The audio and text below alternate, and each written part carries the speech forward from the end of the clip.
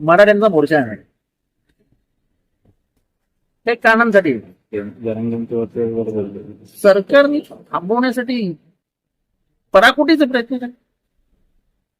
आतापर्यंत मराठा समाजाने जेवढे जेवढे मोर्चे काढले ते आदर्श मोर्चे काढले. ते एक दगड नाही पडला, एक दगड कुठल्याही समाजाला त्रास दिला नाही. कुठल्या समाजावरती हल्ला केलाय, कुठला जातीद्वेष पसरवला, कुठे धर्मद्वेष पसरवला. पहिल्यांदा हिंदू मुसलमान एकत्र वावरताना दिसले मराठा मोर्चाने. तो अडवण्याचा सरकारने प्रयत्न का करायचं? कशाला एवढा जातीद्वेष मानसतो?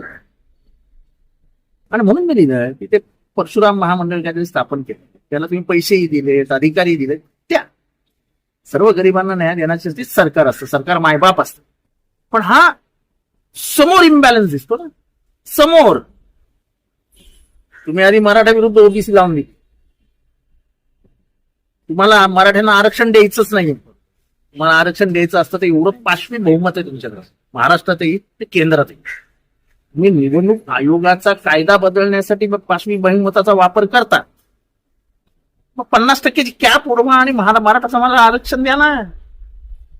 ते करणार नाही. ते भांडण लावून ठेवणार, त्यांना तुम्हाला राजकारण करायचं. सगळ्या गोष्टीत राजकारण करणं ही घाणेरडी सवय सध्या महाराष्ट्रात. म्हणून मी ते ट्विट केला, जातीद्वेष कशासाठी? एखादा शांततेने मोर्चा काढणारा माणसं येत आहेत, येऊ द्या. जे ब्रिटिशांनी केलं, 1942चं आंदोलन छोडो भारत दाबण्याचा प्रयत्न केला, भारताला स्वातंत्र्य मिळालं. मी आंदोलन दाबू शकत नाही. सरकारचं म्हणणं असं आहे की कायदा सुव्यवस्थेचा प्रश्न कायदा सुव्यवस्था सरकारने बघावं ना.